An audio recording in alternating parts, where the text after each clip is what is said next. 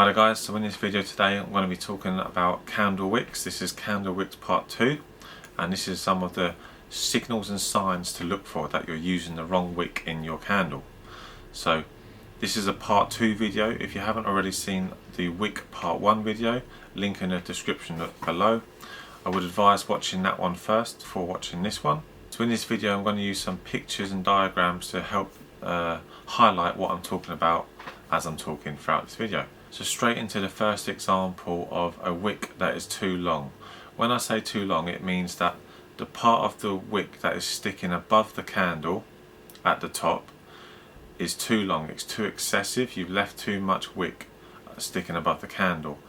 Now what can happen here is, as this picture is showing, the wick is leaning over and almost putting itself out maybe in the melt pool, in the liquid wax, because it's too long. So it's really leaning over too far because you've left too much wick on. The way to fix this is just literally just to trim down the wick. You want to be trimming your wick to about 10 mils, so that's 1 centimeter in length, just above the wax. In the next example, it's the total opposite of the previous one, whereas first of all your wick was too long, but now your wick is too short.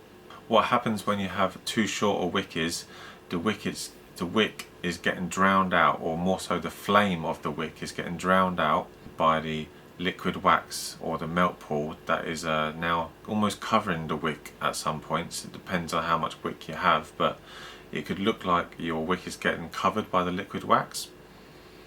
And another sign that your wick is too short is if the flame is really small.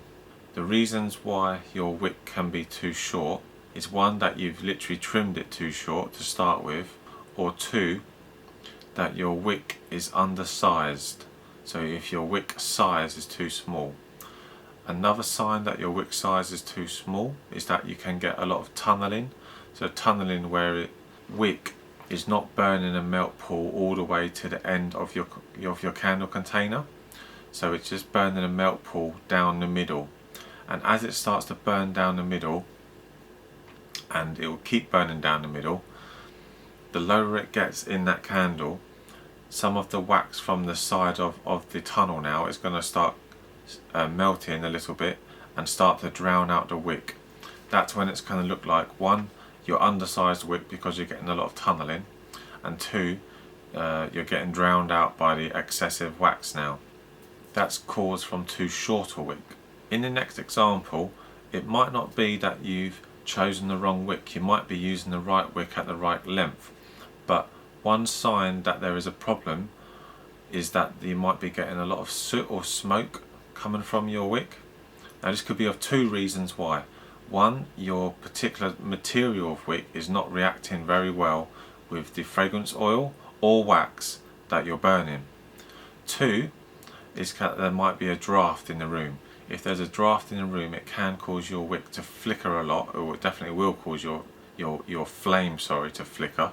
Not the wick, but the flame to flicker, and cause the flame, to be leaning to one side, depending on where the draft's coming from, and cause smoke to be coming out from the top of the flame.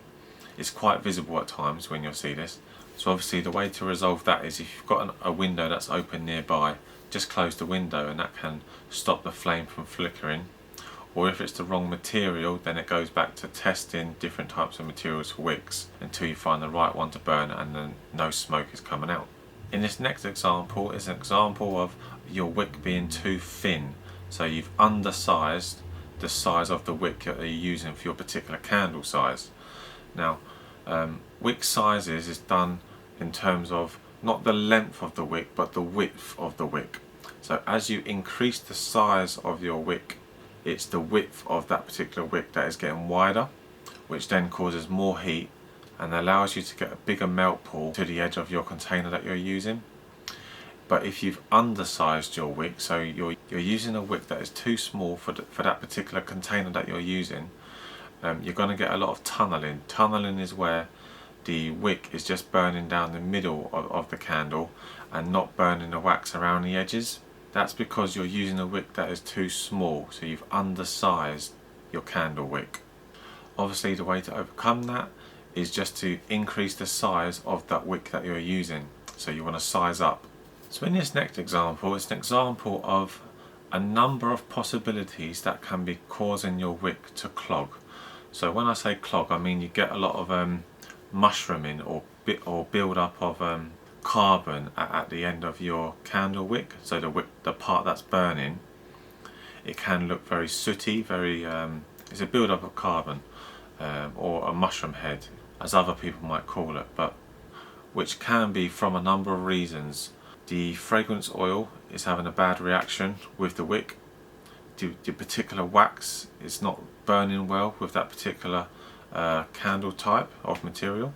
So your wax might be too hard for that candle wick. Some of the additives that you might be adding to the wick, such as colorants or palm stearin, is another thing that makes the wax harder, might be causing your wick to clog. Yeah, so it's a difficult one to nail down the reason why exactly your wick is mushrooming or getting a build-up of carbon at the end, because it can be any number of reasons or multiple number of reasons that particular wick is just not reacting very well in that particular candle, whatever you might have put in it.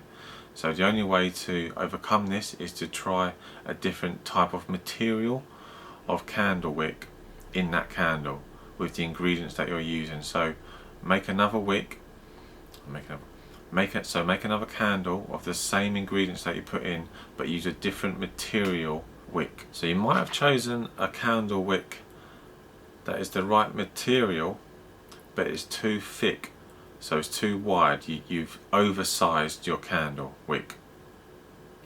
In this case, you'll get a full melt pool, but the candle wick will be burning too hot, which can cause no scent throw, so no hot throw, that you're not smelling anything from your candle. That's because your wick is or the flame from your wick is too hot, and it's burning off all of the scent before it is thrown into the air. I'm going to do a video about scent throw in the next video or two anyway, so that's another reason to subscribe to the channel to see my upcoming videos, and just to keep up to date and to support the channel as well. But anyway, back to this one. So if your wick is too oversized, so you're using too wide a wick for your candle, it's going to cause next to no scent, so you can't smell anything from the candle, so no hot throw. Your melt pool is going to be too big and too deep, so it's going to look like very excessive. That's another sign that your wick is too wide, you've oversized. And also the flame is going to be really high from that particular wick, indicating again that your wick is oversized. So in the final example now, this is when you've got your wick material correct and your wick size correct, and this is how it should look ideally throughout the consistent burn through your candle. It's slightly bending to one side, that doesn't matter, but as long as it's not excessive, there's no carbon build up at the end of the wick, the flame is not too small or too big, and obviously hopefully you're getting a very decent scent throw from your candle. Obviously then you'll know that you've chosen the right material and the right size of wick for that particular candle.